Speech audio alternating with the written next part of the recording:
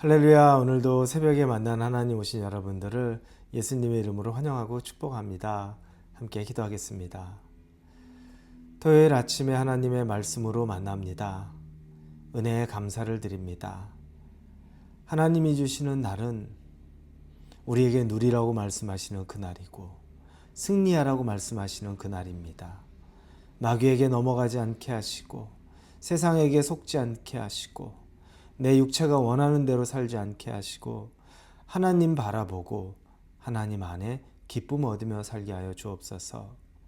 하루하루 사는 것이 쉽지 않은 것이 이 세상의 삶입니다. 그럼에도 우리는 하나님으로 호흡하고 또 그 하나님으로 힘을 얻습니다. 말씀을 주시면 생명의 말씀이 우리를 변화시켜 가는 것을 경험하게 하여 주시옵소서. 예수님의 이름으로 기도합니다. 아멘.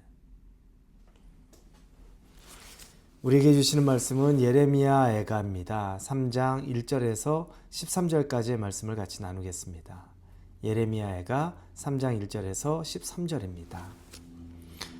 여호와의 분노의 매로 말미암아 고난당한 자는 나로다. 나를 이끌어 어둠 안에서 걸어가게 하시고 빛 안에서 걸어가지 못하게 하셨으며 종일토록 손을 들어 자주자주 나를 치시는도다. 나의 살과 가죽을 쇠하게 하시며 나의 뼈들을 꺾으셨고 고통과 수고를 쌓아 나를 애우셨으며 나를 어둠 속에 살게 하시기를 죽은 지 오랜 자 같게 하셨도다. 나를 둘러싸서 나가지 못하게 하시고 내 사슬을 무겁게 하셨으며 내가 부르짖어 도움을 구하나 내 기도를 물리치시며 다듬은 돌을 쌓아 내 길들을 막으사 내 길들을 굽게 하셨도다. 그는 내게 대하여 엎드려 기다리는 곰과 은밀한 곳에 있는 사자 같으사 나의 길들로 치우치게 하시며 내 몸을 찢으시며 나를 적막하게 하셨도다. 활을 당겨 나를 화살 관역으로 삼으시며 화살통의 화살들로 내 허리를 맞추셨도다. 아멘. 예레미야 애가 즉 슬픈 노래죠. 예레미야가 지금 그와 같은 슬픈 노래를 부르고 있는 겁니다. 오늘 내용 중에 보면 하나님에 대한 예레미야의 마음이 느껴집니다. 여러분에게 하나님은 어떤 분입니까? 생각하면 그냥 마음 따뜻하고 난 하나님에게 한 번도 혼난 적이 없다. 하나님은 나에게 한 번도 실망시킨 적이 없다. 머리로는 그렇게 알고 배웠는데 실질적인 현재의 삶 속에서도 그랬는지에 대해서 한번 생각해 보면 다를 수 있습니다. 하나님이 나를 외면했던 경험이 있을 수도 있고 내가 굉장히 힘들고 슬플 때 그 하나님의 함께 하심을 느끼지 못했을 때도 있었습니다. 예레미야가 하나님에 대해서 이야기하면서 오늘 본문의 1절에 보니까 여호와의 분노의 매로 말미암아 고난당한 자는 나로다 이렇게 말합니다. 예레미야가 하나님에게 분노의 매로 고난을 당했을까요? 그렇지 않죠. 예레미야는 거의 유일하게 하나님의 말씀을 깨어 전하던 선지자입니다. 그가 하나님에게 매를 맞을 이유는 없었습니다. 오히려 하나님이 그와 함께 계신 거죠. 그런데 왜 예레미야가 이런 표현을 썼을까? 이건 지금 바벨론으로부터 공격을 받고 이미 망해버린 나라, 그 나라, 이 유다를 자기에게 대입을 시키는 겁니다. 자기 나라에 이 비참하고 이 버려지고 그리고 완전히 무너져 있는 것이 자기가 그렇게 된 것처럼 묘사하고 있는 겁니다. 예레미야는 굉장히 괴롭죠. 비록 너희들이 회개하지 않으면 포로로 잡혀갈 거다. 바벨론에 멸망할 거다 라고 이야기합니다. 애굽에 가서 애굽에 너희들이 붙어서 애굽을 기대지 마라. 오히려 바벨론에 너희들이 넘어져야 된다. 무너져야 된다. 멸망당해야 된다라고 말하는 것. 그렇게 외쳤지만 그러나 그것이 현실로 이루어지는 모습을 보며 예레미야는 견딜 수가 없는 겁니다. 너무너무 괴롭고 이 상황이 자기가 버려진 것 같은 느낌을 자기 민족을 보면서 느끼고 있는 겁니다. 이런 상황 속에서 예레미야가 할 수 있었던 게 뭘까요? 하나님에게 또 기도합니다. 그는 하나님의 말씀을 전하긴 했지만 예수님이 아마 하나님에게 기도했던 마지막에 겟세마네 동산에서 했던 기도, 하실 수만 있다면 이 잔을 내게서 멀리하여 주옵소서. 예레미야도 하나님의 선포의 내용을 알지만 하실 수만 있다면 이 고난을 우리 민족에게서 멀어지게 해 주옵소서. 그러지 않았을까요?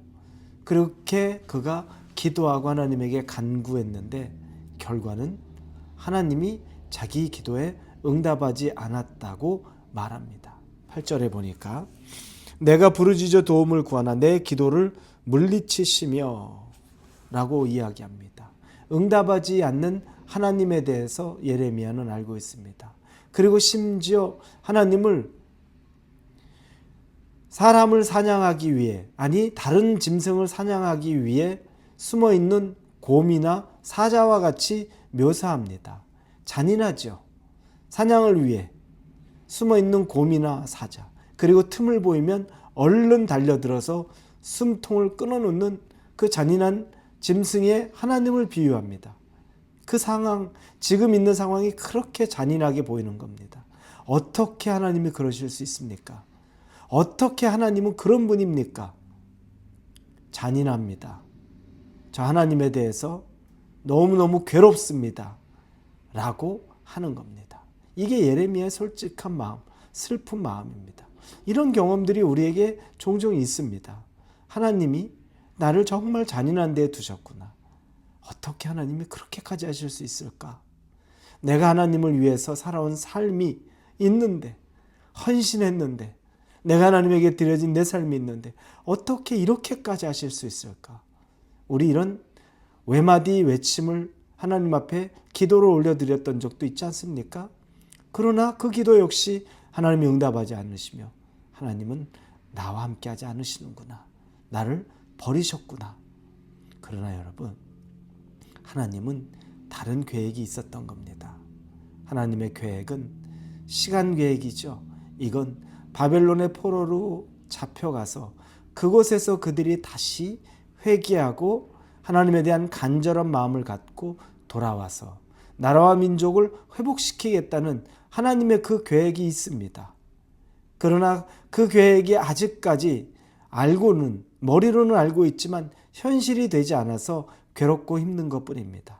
예레미야는 그 슬픔을 노래하고 있는 겁니다. 사랑하는 우리 홀리웨이브 성도 여러분, 여러분의 삶도 하나님이 나무 뒤에 숨어있는 곰이나 사자같이 나를 넘어뜨리고 무너뜨리고 내가 넘어져 있을 때도 내 기도도 듣지 않으시는 그런 분으로 생각할 수 있지만 지금 침묵하시는 것 같아도 하나님은 여러분을 위한 계획도 있고 가장 선한 시간의 방법도 있습니다. 그 계획과 시간의 방법이 내 시간과 내 상황에 맞지 않는다고 해서 하나님이 일하지 않는 것 아닙니다. 견뎌낼 수 있을 때는 잘 견뎌내시고 또 하나님에 대한 소망이 없을 때는 소망의 불씨를 조금씩 키워갈 수 있는 저와 여러분이 되기를 예수님 이름으로 축원합니다. 기도하겠습니다. 하나님, 예레미야의 절망을 보며 우리가 했던 절망들도 생각해 봅니다. 그러나 하나님의 선하심은 바벨론으로부터 그들이 다시 회복되는 것입니다. 우리의 삶도 회복이 있는 것을 믿습니다. 그렇게 인도하여 주옵소서. 예수님의 이름으로 기도합니다. 아멘.